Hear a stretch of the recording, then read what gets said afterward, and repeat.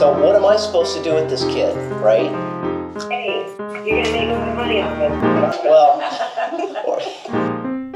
Welcome to the Geological Eras Tour. My name is Benjamin Moeller, and I'll be your host. You can support the show and all of the Parent-Teacher Guide to Paleontology on patreon.com/ptpaleo and on YouTube. Thanks for listening, and enjoy the show.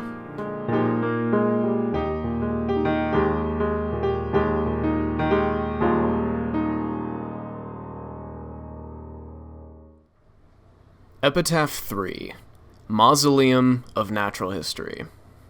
At time of recording, and at time of upload, it's December of 2024, and I'm just a few days away from finally uploading Shadowbox, my free virtual museum project, onto Steam Early Access for its very first open beta testers. It's going to be available initially just to people on the Windows platform. We're going to be adding support for Linux and Mac soon, hopefully.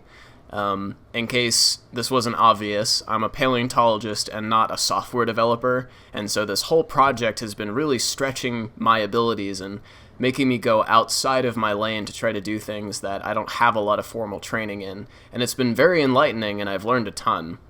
But there's a lot still left to learn, and part of what I'm excited to be talking about today briefly as I wrap up my work before heading out on a short end-of-the-year vacation is that I really want to impress how much potential and how much further work is going to be put into Shadowbox, and I'm hoping that people get excited by this project when we all sit down and realize how much further I can push this, and if I can get some help beta testing the software across a number of different platforms and get a lot of feedback from different people with different abilities and learning styles and interests and so forth, just how comprehensive of an experience that we can build. So let's go into it. Paleontology is a difficult field to break into. It requires a lot of effort and initiative. It requires the right opportunities to come your way. And of course, if you have money and privilege, things are going to be a lot easier. But unfortunately for 99% of us, we don't simply have the ability to buy our way in through the door. So instead, we're reliant upon opportunities that come through institutions, right? These can be universities, other sorts of colleges and schools, even high schools in some places. This can be museums, research-based nonprofits, and more. Institutions, by and large, are where paleontology actually happens. These are the places that house public repositories, places where fossils can be accessioned and remain curated for as long of a term as we can possibly keep them safe, so that researchers from across the world and hopefully far into the future can continue to check the work that we do by examining the same specimens that we did and potentially come to differing or the same conclusions. These institutions are the ones that pay paleontologists to actually do this work, provide us health care, and so forth. Unfortunately, not all institutions are equally as well funded, and your zip code can entirely determine what opportunities are available to you, and this is deeply unfortunate. Now, deep down, I would consider myself to be a very collaborative type of researcher. I like connecting with other researchers from different institutions, different backgrounds, different parts of the world, and different perspectives, so that we can enrich the work that we do, bring it further than it would have been able to go if it was just working off of my back, my efforts, and my resources. Unfortunately, we don't always get the ability to build broad coalitions and bring in other people, because unfortunately my experience has been the institutions that I have worked with so far in my career simply have not been able to support me in doing all the things that I want to do, or they've not been able to lend me that type of support. There's not always been that much interest, to be quite honest, in the kind of work that I've been wanting to create. So when I launched the Parent-Teacher Guide to Paleontology 2.5 years ago, a multimedia independent science project that includes written articles, Q&As, videos shot and edited out in the field, as well as now a virtual museum, it wasn't because I've always dreamed about being independent and basically self-reliant in getting this kind of work out. It was because I was faced with the decision. Either I do this work alone, or it doesn't get done at all. So all of these different aspects to PT Paleo that have been added to the project over time represent rejected ideas, things that I have pitched to different institutions, tried to get formal jobs for in different places, and simply was not able to get approval, was not able to get interest. And so I decided, okay, well, I want to do this, and if I can't get paid to do it from some other group, I'm going to do it independently and try to cobble together enough support on Patreon to make it worth my time. So, for example, the research articles, which for quite a long time I was putting out 2 per week. I've cut that down to 1 per week because I've got a part-time job and potentially a graduate program coming up next year. So I've got to be more realistic about what I've got time for. But for a long time I was putting out Wildlife Wednesday on Wednesdays, Fossil Friday on Fridays, bonus blogs, Q&As, and so forth. And if you collate the total amount of text that I've published to PT Paleo since I started in August of 2022 until time of recording, December of 2024, is over 176,000 words. If I had chosen simply not to do that kind of writing just because I couldn't get hired to do it anywhere, I wouldn't have the experience of having written multiple novels worth of text. I wouldn't have had the opportunity, had the excuse, quite frankly, to do the reading and do the research in order to produce that. I've gotten over, I think it's 950 different scientific sources that I had to go through in order to write 176,000 words of material. So that's just one example. The field videos is another thing. I tried to pitch to a couple of different places, couldn't get any interest in doing it, so I decided, okay, I'll do it myself. I've got experience producing and editing videos, I'm just going to do it. And each year, I produce a couple of hours of content out in the field, which is on top of the job that I already do, which is trying to find fossils. In a lot of cases, I'm managing a field crew, making sure people are safe and taking proper documentation and so forth. And so that's kind of what PT Paleo has been about. If I can't find a place to do something collaboratively, I'm going to do it myself. This is all to say that producing Shadowbox as essentially an indie game was not my first choice. I genuinely did try to convince different institutions to buy into this concept, to work with me on it. And were there any buy-in from different groups that could have provided different resources, access to different supplies, it would have been an entirely different thing. The project that is launching on January 1st, 2025, that anyone with a Steam account that is running on a Windows PC can download for free and check out, is so much a personal project because it had to be made with personal resources. The different exhibits that it's launching with are the Martin Formation, the Naco Formation, the Coconino Sandstone, the Turney Ranch Formation, the Moreno Hill Formation, and the Menifee Formation. All of these are different places that I have either personally collected in myself or with the Turney Ranch Formation is something local that I was able to get into a local public collection to be able to scan and examine fossils of. And that is a really critical aspect that I want to talk about. Beta version 1.0 of Shadowbox does not have multiple complete skeletons on display, I'm sorry to say. Part of that is just because the material that I have to work with in this area is not all that complete, right? Some of the best dinosaur material that will be on display is from the Moreno Hill Formation. This is a 92-ish million-year-old deposit in New Mexico, and even that material is not all that complete. It actually represents a quite rare segment of the late Cretaceous, the Turonian, in which very little is known about terrestrial ecosystems. So the Moreno Hill stuff is actually quite scientifically significant, and it's the most complete dinosaur material I have on display. But it's nothing compared to big institutions that have full mounted skeletons, right? But don't get me wrong, it is still my intention to build exhibits to be up to that caliber, whether it takes me 10 years, 20 years, 50 years, until the end of my life to be able to do so. I'm going to take a stab at it. I'm going to want to build those 3D models of skeletons of iconic species like Tyrannosaurus rex, Stegosaurus, Triceratops, Diplodocus, all of these different creatures, and I can do it because of a really important aspect to how the scientific end of paleontology works. If a fossil is to be published on, entered into the scientific literature, it has to be reposited in a public collection. And a public collection with a curator, a collections manager, and so forth, different staff, are responsible for allowing visiting researchers to examine and take their own measurements of these different fossils. The 3D models of fossils on display in Shadowbox are photogrammetric models. This means that I took hundreds of pictures of these different fossils and used software to cobble them together to make a 3D model. They are all models of real original fossils.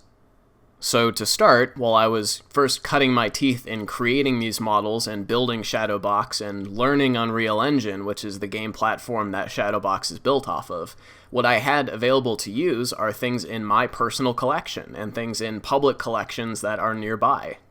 This has had a really interesting effect in how personal Shadowbox has felt for me as it first started to take shape, because these models I was creating and this digital exhibitry I was building around it is all displaying objects that I collected throughout my life. I started field work when I was 8 years old, and it has continued until today. I'm now 25.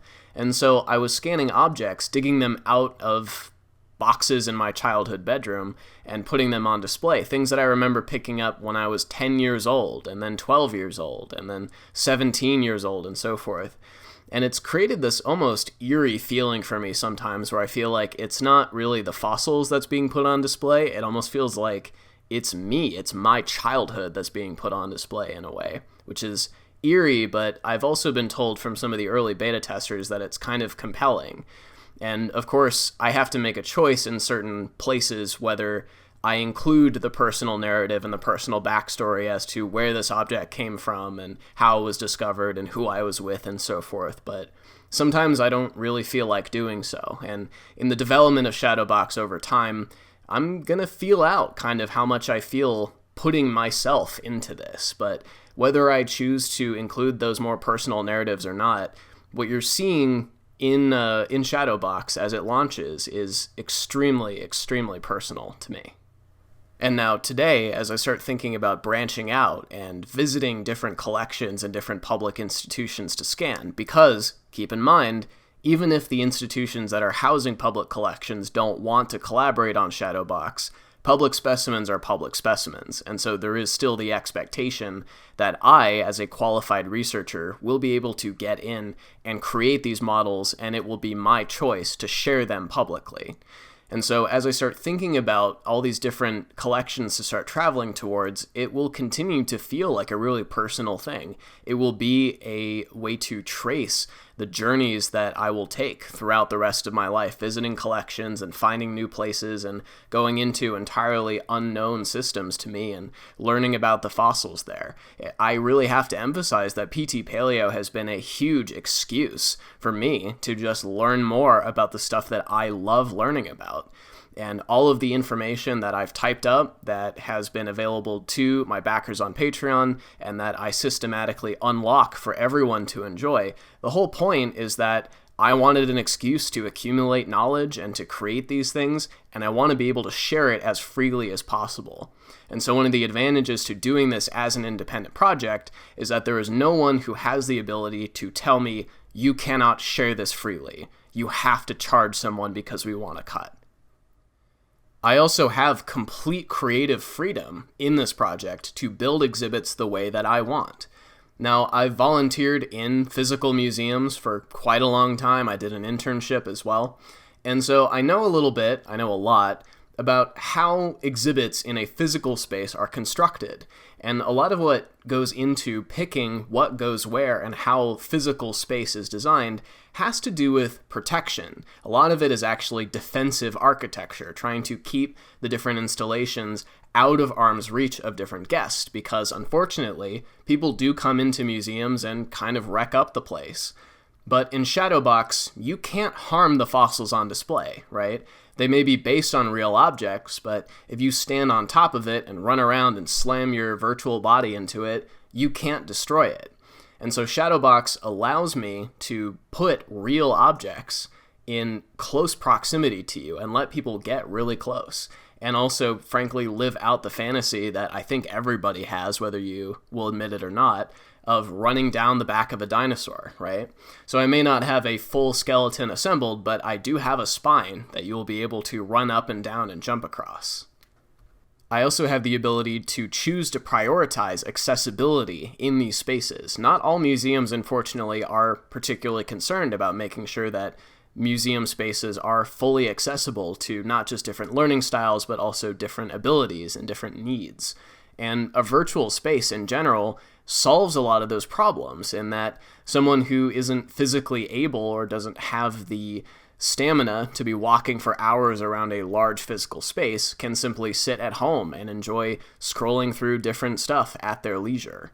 I also want to make it clear that just because this is an indie project that I've been putting the bulk of the work into does not mean that it still hasn't been collaborative. You can go into the acknowledgements on the credits on Shadowbox and see that there are multiple people I've been doing this with. Brayton Brandis on coding, that has been super crucial in getting Shadowbox out as early as it is. I started work on it only about a year ago, and within 1 year it's gotten this far. Our mutual friends Nick Mortimer and Gabriel Barnes have helped us create the soundtrack and created music for this project. So this is still a collaborative project, and if you go and play this game and you find it really intriguing, or if you're really into this idea of a free, open platform to be able to share natural history as far and as wide as we can make it, please do reach out. ptpaleo@proton.me is the email that you can go to. You can obviously find me on different social media platforms as well, but if you particularly are an artist and you really want to plug in and help with this, please reach out. So in short, I'm very excited to finally be able to put a version of this out there on the internet, on Steam, this massive digital distribution platform, so that anyone anywhere in the world is able to download it for free and be able to beta test and provide feedback. So on January 1st, go ahead and download it, check it out, explore. Keep in mind that obviously this isn't as polished as it's going to be. Everything you see is subject to improvement and reworking over time as I get better at using Unreal Engine, as I incorporate more help and more advice and more feedback. So play it. Let me know what you enjoy. Let me know what you think needs to be worked on. Let me know if there's anything, particularly if there are accessibility issues that are preventing you from fully enjoying this experience. Please do give me that feedback. You can go onto the Steam forums. There's a place to report bugs, and there's also a place to provide suggestions. All of this is going to be very critical in creating what I truly hope will be the most accessible version of this project that it possibly can. I want anyone anywhere on the planet to be able to see what a real fossil looks like. And that is, I think, the best that I can do to help level the playing field and allow people who unfortunately don't have access to really good collections, whose institutions might not even be particularly close, or whose institutions might be so underfunded that you simply don't have access to opportunities to see real fossils. To put it quite bluntly, you can't be a paleontologist if you're not spending time with real fossils. And you're not going to be able to learn anything if you're only able to see photos of replicas, right? The real thing is irreplaceable. And Shadowbox is my way of getting into public collections, stuff that is part of not just our collective ownership, but also part of the natural historical heritage of humanity, and distribute it as far and as wide and as freely as I can. That's a pretty lofty goal, but it's something that I feel that I'm responsible for as someone who quote-unquote made it in paleontology. I was able to get through the door, and my intent is to hold the door and let everyone who wants it, everyone who's willing to put in the work to do this too, I want you guys to have a shot. And obviously, overall, I want people to enjoy this museum experience. I want people to learn about the history of life on Earth, what I consider to be the greatest story ever told. So, in short, that's the Mausoleum of natural history. And I am trying to push this field forward as far as I can, because paleontology and museum sciences, frankly, kind of struggles to evolve and adapt to modern settings. I find it kind of incredible that something like this has not really been done before. So, in short again, thank you for listening. Please do check it out on January 1st, and I've got a plane to catch tomorrow, so I'm going to head out. Thanks for listening. I'll see you next time.